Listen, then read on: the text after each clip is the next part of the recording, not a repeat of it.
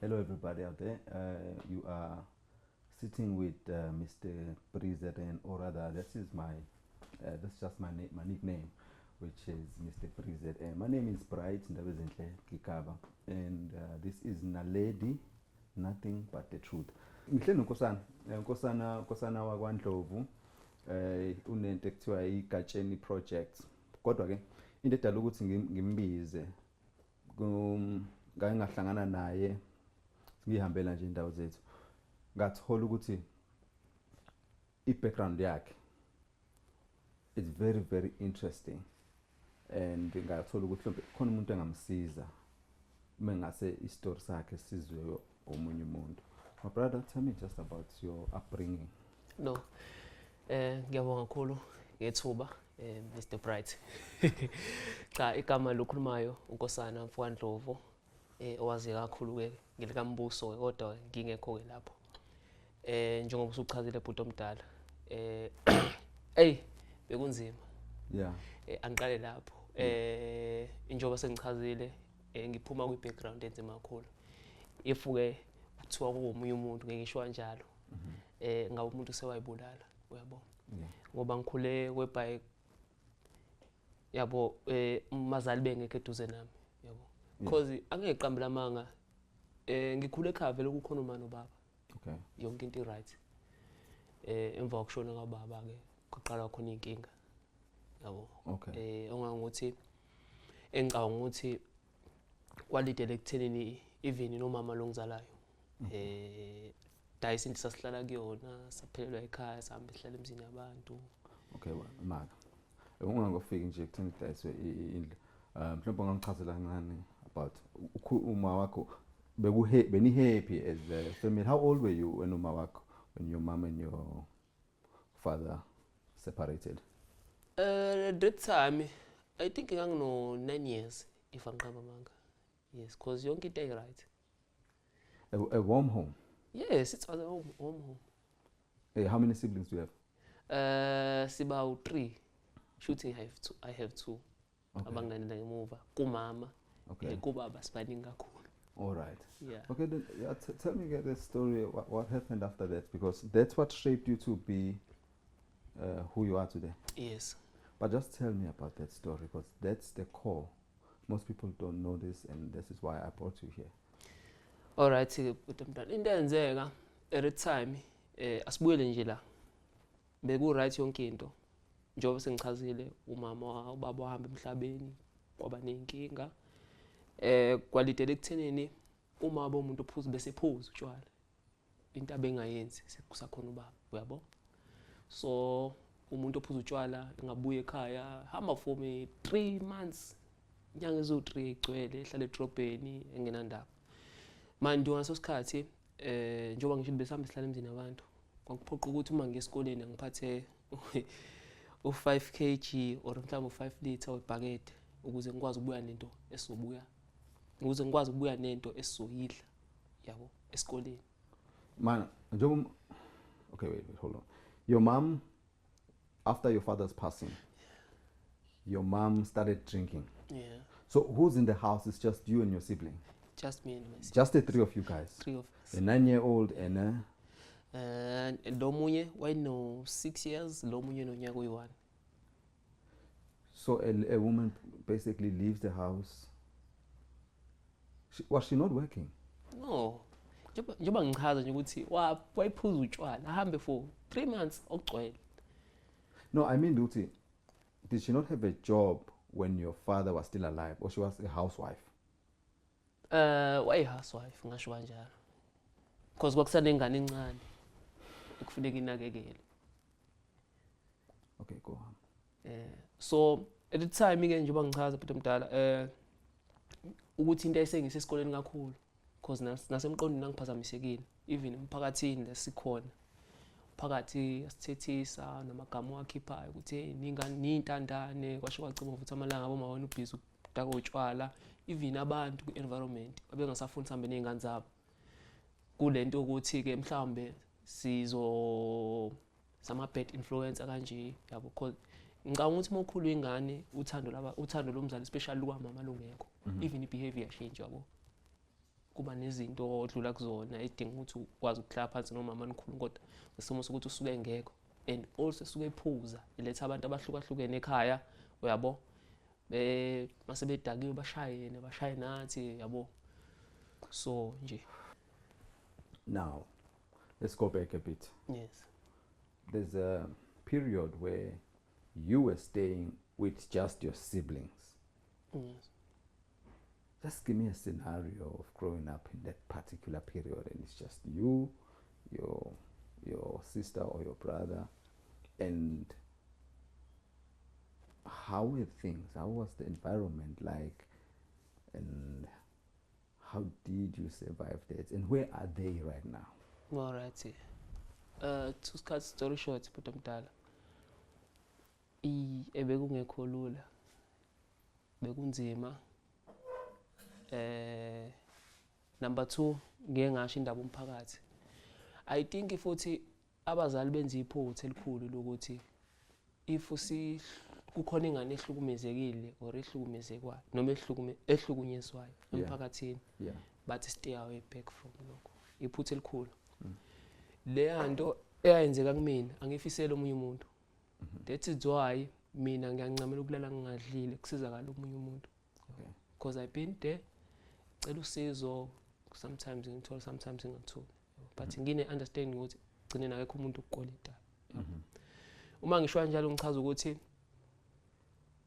lento yethu okuhlala sodwa yazi yagcina omakhelwane sebebukile isikhathi eside uyabo. Yazi yagcina sengingenelela ugogo umakhelwane. Okay. Yes. Ongakwazi ukuhamba. Even until today ugogo wami sawugogo wami. Yabo. So wangenelela ngoba manje ingane lentombazane yagcina ithola ukunukubezeka ngocansi. One of abantu bomphakathi kanye kamakhelwane. Yakamakhelwane or your sister? Usisi wami wathola ukunukubeza umuntu wakamakhelwane. And how old was she at this point? 9 years. At 9 years. And okay, carry on. Yes. So at that time then ugogo wangenelela lapho uthi hayi ngeke akwazi ukuthi bekhona beumphakathi yabo. Basiyekelele nje ngoba phela bebemazi ubaba yabo. So then wasithatha sayohlala naye ugogo. Lo kamakhelwane. Yes, saba yingane zakhe. Yabo. So at that time uma ngisho ukuthi wezwa ngoba wayengekho ehambile. Njengoba ngisho ukuthi umuntu otshwala nje uhamba yabuya hamba abuya yabo. Wabuya ugogo wamtshela kunento eyenzekile kanje ngathatha ingane eseclinic. Wathatha ingane wayana emoli wafika wadla ice cream nayo ingane. Wangana doti. Why you very casual about this thing, man? Such a painful story. Did you report that at that time? Sa reporter. Yabo semdenzekile lento. Sa think usuku lonke ugogo. Ngoba umuntu ongakwazi ukuhamba kwakunzima because semthatha semfaya imoto esimqukule sihamba sehle senyuka namaphoyisa sevula ama case number ngane sisedokotela eMagandi yabona. What was in Phoenix? Yes. Yabuya report, mayibuya report kwakufuna phela uma ezumzali wengane aphinda aye nengane phela futhi esibhedlela. Okay. Yabo. Ngoba damaged ingane indlela wayichaza ngayo udokotela uthi inane trauma futhi idinga ne counseling yabo. Then thatha ingane wahamba nayo town. Wayidlisa ice cream ingane yabo. Okay right ke ingane yabuya yasho ukuthi hayibo uma ngithathile wangisa breed seats afisa adla ice cream. Mase beyilandelisisa or mhlambe ngoku information yabo ukuthola ukuthi kahle kahle kwenzakalani. Uma wayevele ithandana nayo maluma lomfana olimaza ingane yakhe. Yabo. So wagcina ngaboshwa kanjalo yabo. Right ikuthetha sazoyizoxuxuku lezo. Umuntu kusithatha kanjalo ukuze si end up sise Eastern Cape. Uma wena. Yes, umuntu osivakashisa wathi hayi ngisavakashela usisi nezingane yabo. Kanti yanibalekisa. Kanti yasibalekisa. Nakhona futhi iqiniso nje limhlophe nje yabo ngilibeka obala. Asathi masifika nakhona kukaze kwahamba kahle. Tell me about that. Right into eyenzeka uma wafika washiya number 1 we don't have ama certificates. My birth certificate. Yes, ama birth. asinawo at all because into eyenzeka njengoba kade ngichaze ukuthi beletha abantu endlini abahlukahlukene yabo fika umuntu yena ashaye nathi wagcina end up eseshisa nezinto yabo endlini zona umuntu la so then masifika ngalena we don't have ama certificates wafika washiya umuntu othi ngiyabuya mina ngizithekwini ngizolanda izinto zezingane wahamba from lapho okay. Interesting that the case you still have all those documents. I still have ngisana wonke ngisanawo ngisakhuluma leyo ukuthi ke sasingenaza ama birth sesivini sesehlobeni Yes, because even indlela ayisithule ngakhona especially mina wayengithule njengomuntu ohluphayo nje odlungile abangathi umuntu odlubile umuntu ohlupha iphara lomuntu yabo yeah, so that when people don't listen to you yes so mangifika nangale using your system le yangilimaze yang end up ekuthenini kwamina ngifuna ukubaleka ekhaya lapha I hear you. end up ngiyohlala emgaqweni yabo before ke lokho ke njengoba sesingena ama certificate umamkhulu wami I think mhlambe wayekushisa ukucasuka lokho yabo ngaso sikhathi because vele into eyenziwa uma yenza abantu abaningi bacasuka even emndenini nalo wasitshela nje ukuthi hey akaze usibhalisa yena sobona sokwenza kanjani yabo. And now this is your mom's sister. Yeah, this is omdala so then ngandapha ngivuka ekseni ngiyakhumbula le time inhliziyo yami ibhlungu hamba khalela umakhelwane lapha thi nginenkinga la yakwanza ukuthi ngifuna ke esikoleni ngiyobhalisa ingane angazi ngizophuma ngiyephi kanjani shema wangiyalela ngahamba ngasuka because indawo ngangingayazi vele indawo entsha yabo because nisafika ngoDecember by January kufanele ngiqale ingane siye esikoleni yabo noma siye esikoleni yabo And abafuna ukuthi niye esikoleni la. Hayi ngeve mhlambe bengafuni yabo bathi abayingeni because uma ufika washiya kanjalo asabambe amafoni yabo yonke lonto leyo so ngavuka ekseni at time ngahamba ngashona khona ngafika esikoleni ngayikhulumela ngaba sacela isikhalo ukuthi at least yabo asize esikoleni because ukuhlala ekhaya kuzosibulawa indlala vele nanokuthi mhlambe ngangibona into ukuthi whatever enzakala emphakathini ezingumuntu ukuthiwa ngiyahlupha yonke izobheka mina ngoba ngihlezi ngikhona ngizobe ngihlezi ngikhona ngingafundi yabo so sasithola njalo isikhala ke yabo noma sesithola even phela ke uhlanga ke sometimes uma ukhuluma enye language kwenye indawo nayo yakwazi ukucindezeleka lokho Yes, ngizwa kahle. yes ngakuthola ukucindezeleka ukuthi inzule ini but longa ngingakunaki mina ngingaze ngayinaka into engangisiphambili yabo ngifocusile nje so wind up nje nasekhaya ukhazini egcekeni yabo khipha amagama ahlabayo engabona sino kahle kahle inkinga shuthi mina ke la ekhaya. From Eastern Cape, you found a school. When you finished grade 12 at Eastern Cape, you couldn't finish grade 12. No, ngisemabangeni aphansi. You were still in primary. Ngaleso sikhathi. Okay. And your mother is nowhere to be. Akekho umuntu utholakala yonke indawo, atholakala efonini, atholakala nje. So from grade 7 all the way to grade 12, that was your most difficult time. In fact, from grade 4. From grade 4. Yeah. Just dive in detail. So masithola kilokhuzana ke isikole. Yeah. From Eastern Cape. Njoba ngichaza ukuthi ngisahamba ngahamba ngayikhulumela ngachaza yabo. Okay. Ngesimo sokuthi ke at the time sasingathatha sibe bawu2 nje basiba u3 lo wayesamncane. Samncane kakhulu engiyazi abantu. So wafuneka ukuthi if usiya esikoleni nesiyomcelela kamakhelwane. Okay. Mind you ekhaya ukhona umuntu okhona but afuna ukuhlala naye yabo. So ngafunda kunyaka oyi1 kwasho ukuthi kuthafu kunzima even la ekhaya egcekeni maxatshwana mention igama likama especially my cousins ukuthi uma umgodoyi washiya ekhaya agijimela ukuzithekwini yebo lonto le. So ngahamba ngabona ukuthi shuthi inkinga la ekhaya mina at the time akekho umuntu obekhona umuntu omdala ozongimotivate ukuthi mangisuka la ngiyala yabo because akekho umuntu oyenindaba vele even ekhaya egcekeni yabo. So end up ngihambale ekhaya ngiyohlala emgaqweni. Oh yeah. So eyila naka impilo ke kwaba nzima kakhulu ngokuqala. But into engangithanda ukuthi ngihlale emgaqweni yayingekho le nto ukuthi kunomuntu ozongimemeza ngithethisa ngitshela ukuthi ngintsha yabo zonke lezo zinto lezo. Manje uphila kanjani? Hey impilo lapha Eyiphila lapha sesiyayixoxa phela sesibadala siyihlaya manje. Yeah. Kwakungekho lula.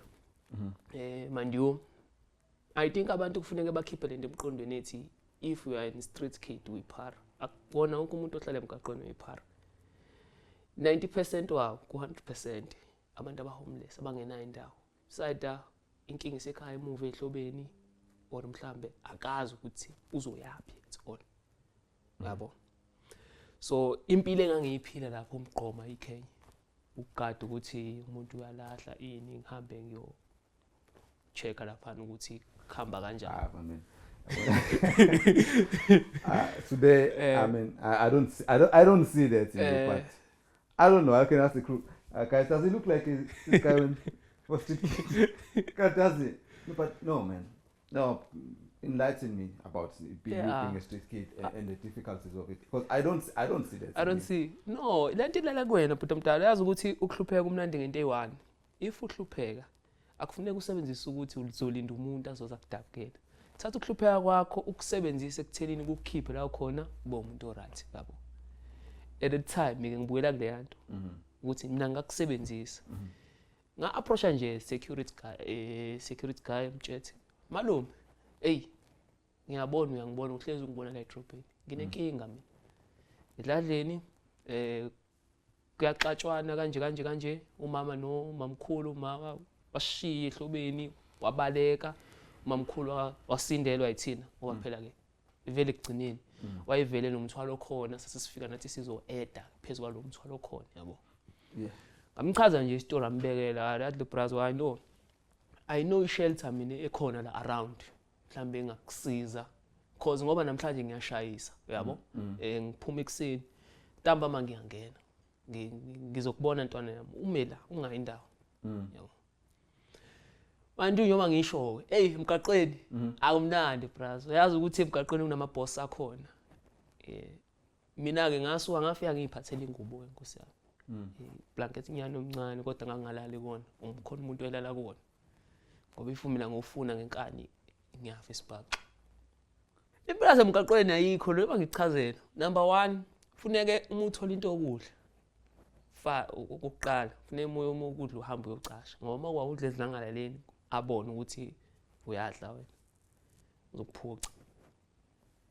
Indawo yokulala futhi. Yabo. Baneyindawo zabo ulala noma ikuphi. Kunendawo nje la kulalwa khona wonke umuntu. Futhi uphante kanjani uphiwe ishumi la uphiwe khona ishumi uzobuza ulishiya la. No way. Like serious.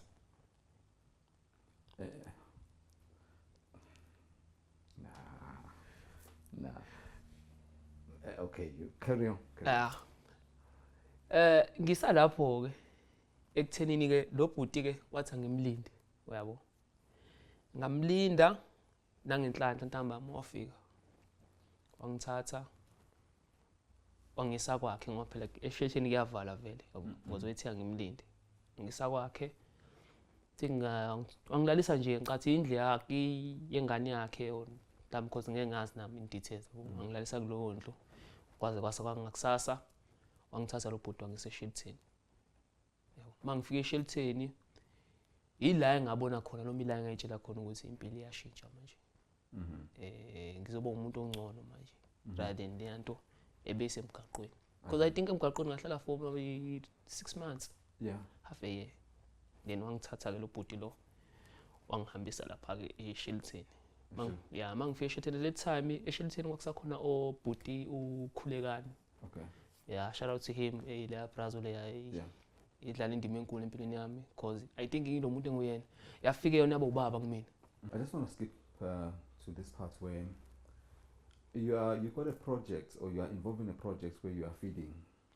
Yeah. A feeding scheme. Yeah. Just tell me about that. Yeah, no.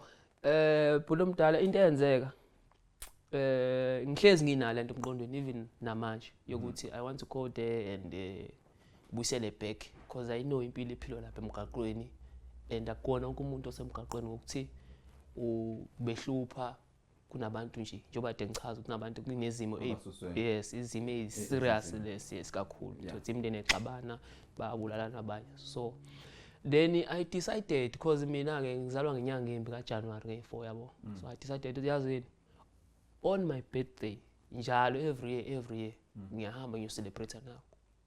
Yabo. Okay. So inhlanhla leyo kwakhona kunomunye umama orana iDimpo Catering. So then wafaka isandla athi I know, let's go there and siyobanika lento ukuthi ufuna sibanike yona. This journey of yours at the shelter. Yeah.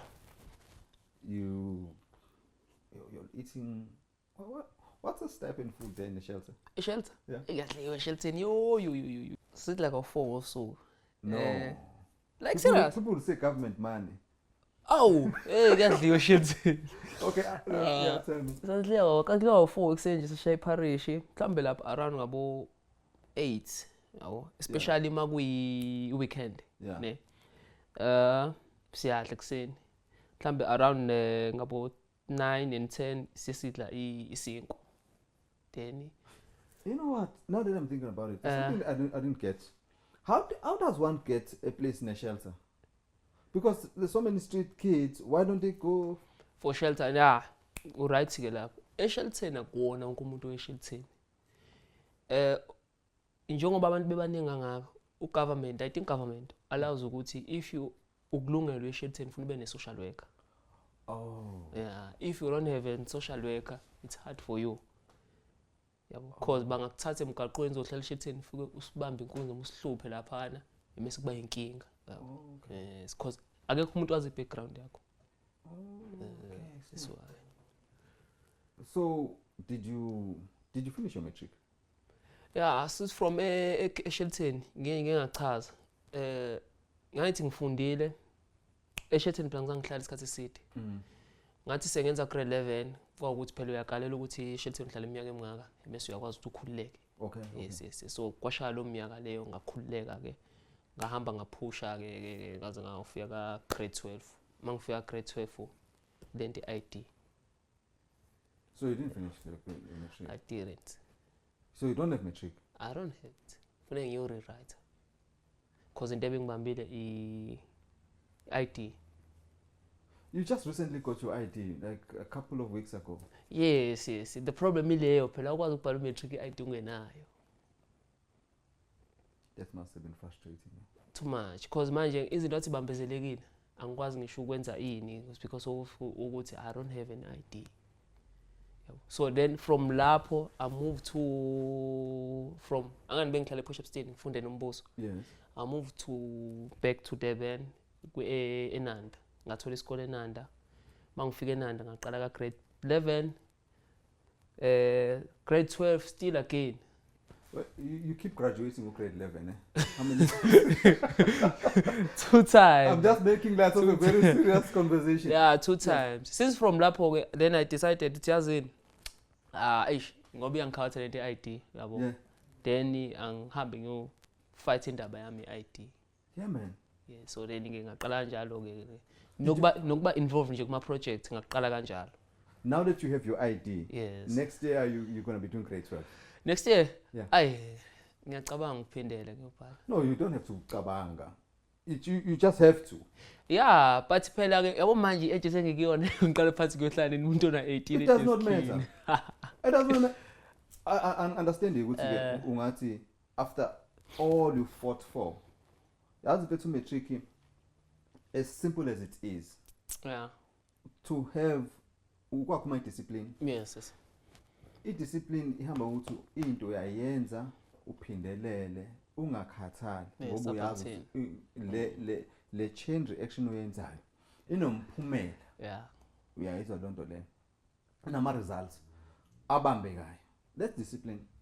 Yeah. If you're lacking like consistency, then you know you're not going to win in life. So don't let your struggles be for nothing. Yeah, this is true. Yeah, just go do your matric next time, kids. Yeah. Forget about. I would actually go as far as say forget about. Yeah, because my plan it was ukuthi ngiwu-rewrite. Just go back to school. You have a good story. You have a very, very good story to motivate. If you need motivation, it is possible that they get back to school, so that. Yeah. How old is he now? Huh? How old is he? How old are you now? That's 24. Oh, it's still young. Oh, you're a baby. You're very, very young. Dude, go back to Yeah, I know. So njalo futhi omdala. So bese ngikhuluma indaba project ke. Yeah. Yeah, my project into engenza uzothunjwa bangichazela ukuthi it's Africa My Home foundation. Ngibiza kanjalo. Yeah. Yeah, it's a foundation. At the same time ngiyintatheli ngala.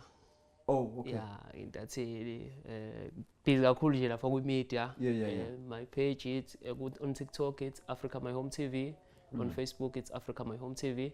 And also I have a personal account which is Nkosana Ndlovu engitholakala kuyona. Got that. Yes. We got that. We got that. Yeah. So ngisalapho ke kuthenini ngiphusha imedia ngala intatheli yabo bya lezo zinto lezo nezinto ezenzakala nje ku environment especially kuyindawo esihlala kuzona kakhulukazi yabo.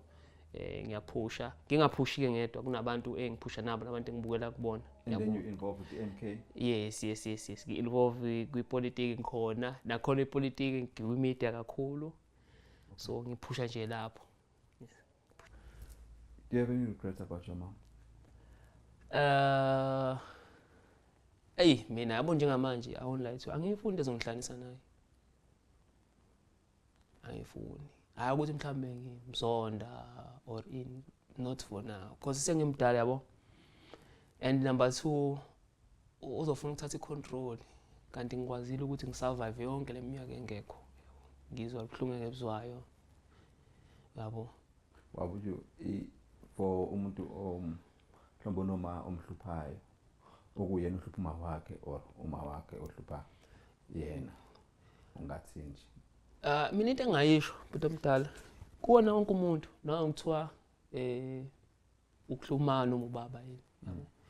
If usanomzali usanabazali in fact ubusisiwe yabo because I think ukwazi ukufunda izinto eziningi. Number 1 ufunda indlela okuyiphatha ekhaya kini kufana ukuthi kususe usukunekhaya makukhona labo bantu bobabili.